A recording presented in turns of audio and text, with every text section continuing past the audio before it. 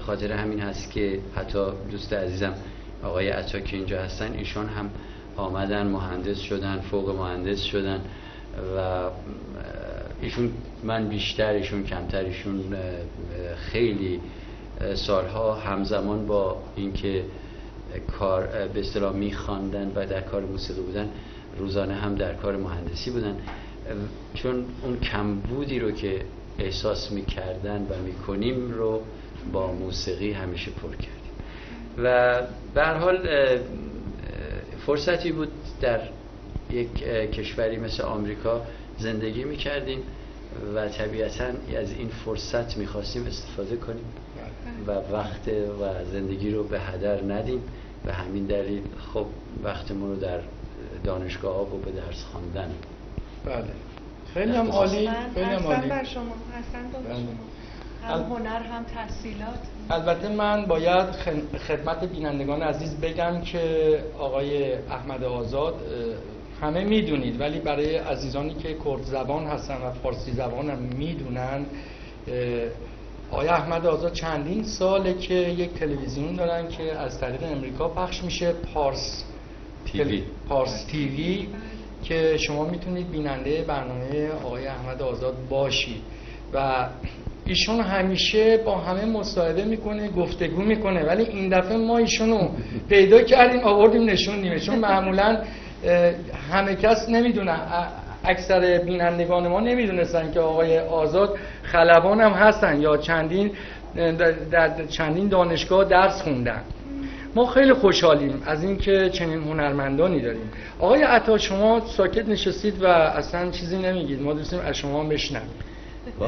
من فکر میکنم خیلی صحبت جدی شد. بله کفش خانم سیمین رو یادمون رو ایشون ماشاءالله هزار ماشاءالله. ما دیشب پریشب کنسرت داشتیم، اومدن رو استیج تو دانمارک، ازم خواستن که بیام. بله تقاضا کردیم که بیان اونجا و ماشاءالله نگاه کردیم چه قد و قواره‌ای داره. امروز گفتش که یک کفش مخصوص من خریدم که بیام تو این برنامه. گفتیم بابا تو ماشاءالله به این قد بلندی این کفش تازه اینه که کفش خانم سیمینو خلاصی یادتون آقای آزاد دوربینا همه بره روی کفش خانم سیمینو. بله این کفش خانم سیمینو نشون بدین. بله و اون آرایشگاه خانم فریبا رو که تو دانمارک، خلاصه اسمش چی بود فریبا جان؟ لیندا سالون. آره اونایی که آرایشگر مخصوص بندم هستن. بله ببین چه موهای سکسی و پریشون و کارشون حرف نداره. در این حال که صاف است پریشون هم زحمت‌های فریبا جونه از آرایشگاه لیندا سالون در کوپنهاگن. شما از خودتون برای ما بگید، بالاخره هنر شما هم که تمام بینندگان ما میدونن و میخوایم بدونیم که الان در امریکا چه میکنید، چه کار میکنید. من قربونت برم امید جان، من اهل تهرانم. قربونت برم. خانه‌ام شهباز است. به به.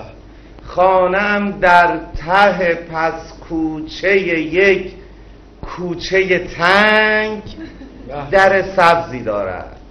همه وقتا همه روز به روی دشمن و دوست در این خانه مخروبه زیبا باز است. مردم اهل محل همه کاسبکارن، دستاشون همه پر از خالی است، اما کوه غیرت دارن.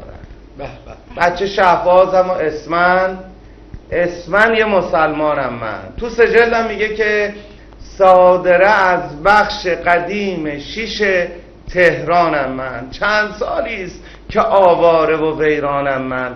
در چراگاه چرا گیجم و حیرانم من، اما عاشقم، عاشق گربه پرنقشه ایرانم من.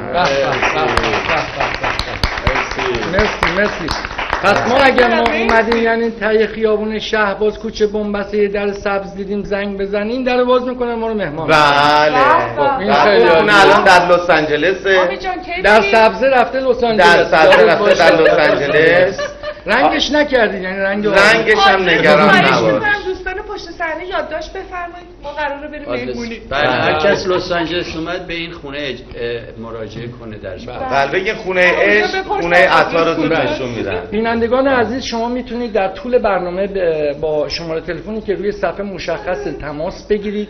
اگر نظری دارید یا آهنگ درخواستی دارید که آقای احمد آزاد یا آقای عطا براتون بخونن به صورت زنده، خوشحال میشیم.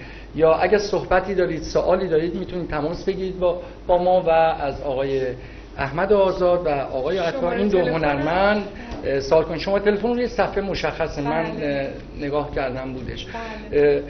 آقای آزاد، من میخواستم، البته شما دوتا انقدر من نمیدونم اصلا چجوری شروع بکنم. در واقع وقتی که با هنرمندان بزرگ من روبرو میشم که موزیک و موسیقی رو کاملا بهش آشنایی دارن، دیگه میذارم خودشون صحبت کنن، سعی میکنم زیاد وارد جزئیات نشم. همونطوری که شما میدونید الان خیلی از جوانهای ما در ایران فعالیت موزیک دارن، موسیقی دارن، دوست دارن و خیلی هم کارشون خوبه. یعنی با دیوید داشتیم نگاه میکردیم، واقعا کارشون خوبه، زحمت میکشن. حالا امکانات براشون شاید نباشه، اونقدر نتونم ویدیو بدم بیرون، ولی صداهای خوبی توشون هست، موزیسین‌های خوبی هست. میخواستم سوال کنم شما به عنوان پیشکسوت موزیک که این چند روزی که ما در کنار آقای احمد آزاد بودیم، انقدر چیزا ما از آقای احمد آزاد یاد گرفتیم که باور کنید که من تو این چندین سال حالا یک کوچولو، خیلی کوچولو در رابطه با موزیک یه فعالیت کوچولویی داریم، اصلا دیدیم بابا اصلا ما نیستیم. آقای آزاد یه چیزایی به ما گفتن که اصلا از این رو به اون رو شدیم. میخواستم ببینم چه پیشنهادی دارید، چه صحبتی دارید با این جوانایی که این کار رو شروع کردن یا دوست دارن شروع بکنن، از کجا شروع کنن، رو چی بیشتر فوکوس کنن تا بتونن موفق بشن توی حالا خوانندگی یا نوازندگی؟ به نظر من ما باید، چون اونا که زحمت خودشون هم کشیدن و هم میکشن، بنابراین ما باید با مردممون، با مردم سرزمینمون ایران صحبت کنیم و ازشون بخوایم که در هر جای جهان هستن هنرمنداشون، کسانی که کار هنری میکنن رو بیشتر حمایت کنن، چون حمایت مردم باعث میشه که این کارها هم بیشتر بشه و هم بهتر. چون مخصوصا در این دور زمانه که ما در دورانی داریم زندگی میکنیم که بسیاری از هنرمندان در داخل ایران از پشتوانه و حمایت برخوردار نیستن و در خارج از ایران هم از حمایت و پشتوانی ملت برخوردار نیستن. باید قدری بیشتر مردم اونها رو حمایت کنن و همین حمایت باعث خواهد شد که کارها موفق تر بشه. جوانها رو ما براشون آرزوی شادمانی و موفقیت میکنیم. میدونید که اصولا سرنوشت هر مملکتی رو جوانهاش تعیین میکنه. اونها هستن که در میدانن و برای آینده زحمت میکشن. و در مورد هنر موسیقی در کشور ما، من فکر میکنم یک چند سالی رونقی داشت و بعد باز هم کم لطفی آغاز شد. در این زمینه ما همیشه با کم لطفی زیادی روبرو بودیم. امیدواریم حالا که روی این ارتباطات جمعی به وجود اومده، فیسبوک و یوتیوب و نمیدونم این دستگاه هست، مردم ما متوجه بشن که هنر موسیقی چه نقشی در یک فرهنگی داره و در یک کشوری داره و تلاش کنن که اون رو بیشتر حمایت کنن که جوانان بتونن موفق تر باشن. بله، خیلی متشکرم و خیلی هم ممنون. البته من در یک جایی میخوندم میگفتن که مثلا بعضی گاهی اوقات پیش میاد از دوستان میپرسیم، مثلا میگیم یه آهنگو بخون، میگه بابا من بلد نیستم، من خواننده نیستم فلان. این با هر کسی که بتونه دوستان صحبت بکنه، بتونه حرف بزنه، میتونه بخونه. فقط به تمرین احتیاج داره، به استاد احتیاج داره، زمان باید بذاره، وقت باید بذاره. این با گذشت زمان شاید تونست یه خواننده خیلی خوبی باشه، یه خواننده خوبی بشه. آقای عطا شما نظرتون چیه در این مورد؟ والا من فکر میکنم که این آقای عطا خیلی کارش درسته. آقای آزاده خیلی دوستش داریم. همه هم دوست دارن. همینطوره، از همه نسل‌ها قربونت برم.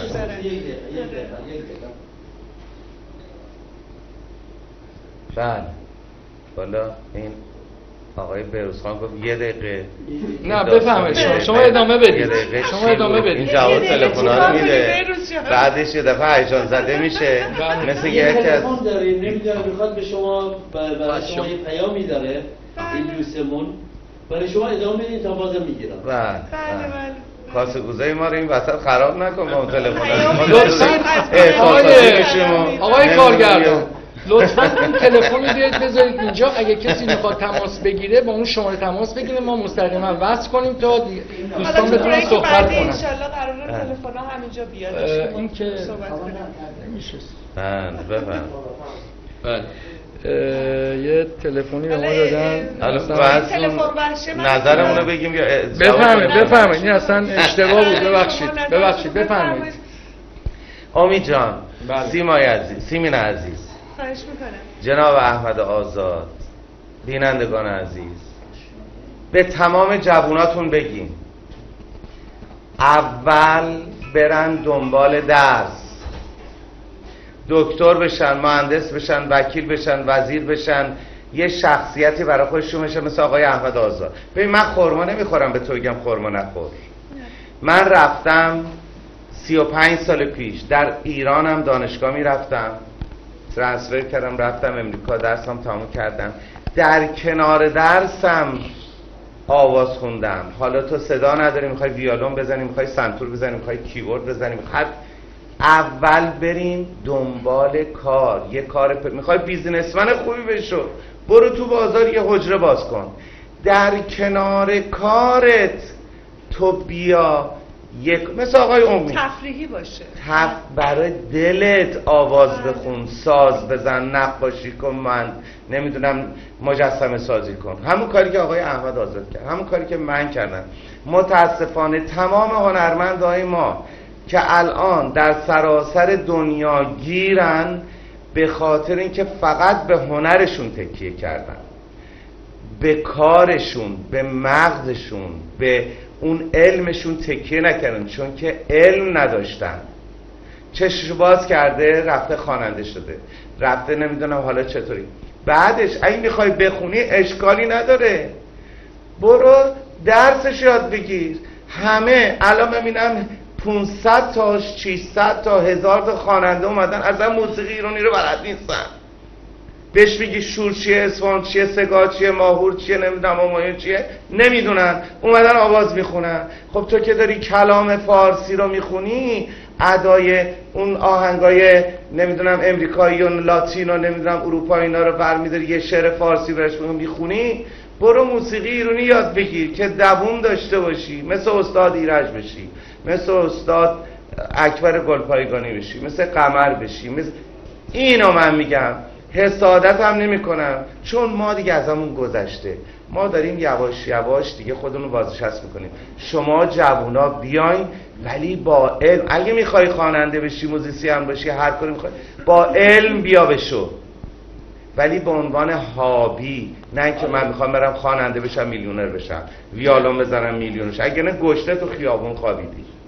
من این نظرم آقای امید. متاسفانه نظرتون کاملا صحیحه. متاسفانه امروز موسیقی پاپ سیمین جان تبدیل شده به بیزینس، یه بیزینس خیلی بزرگ دیگه. اون حالت سابق اون نداره که طرف میرفت کلاس میرفت، دوره میدید، دستگاه ها رو میشناخت تا بتونه یه آهنگی رو بخونه، یعنی رو اصول میخونه. امروز فقط موسیقی پاپو شروع میکنن از این آهنگا و بالاخره فقط به فکر بیزینسن دیگه. اون از جنبه هنر خارج شده. آخه بیزینس هم نمیتونن بکنن. آره دیگه متاسفانه. برای که بیزینسی آقای امید مثل اینکه یه دونه تلفنه، ایشون میتونن با این شماره زنگ بزنن تا من وصلشون کنم.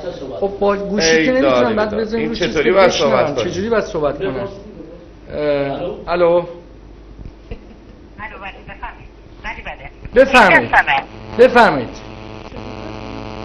بفرمایید. صداتون پخش میشه، بفرمایید. الو آقا سلام. سلام عزیزم، بفرمایید. قربون شکل ماهت برم. بگو که این وسط چیکار میکنی تو؟ حال شما چطوره؟ خوبین آقا عطا؟ آقای آزاد سلام علیکم. قربون شما. حال بفرمایید. شما خوب آقای آزاد؟ آقا عطا سلام. سلام عزیزم بفرمایید. حال شما خوبه آقا عطا؟ من زندایی شیدی جون هستم از آلمان.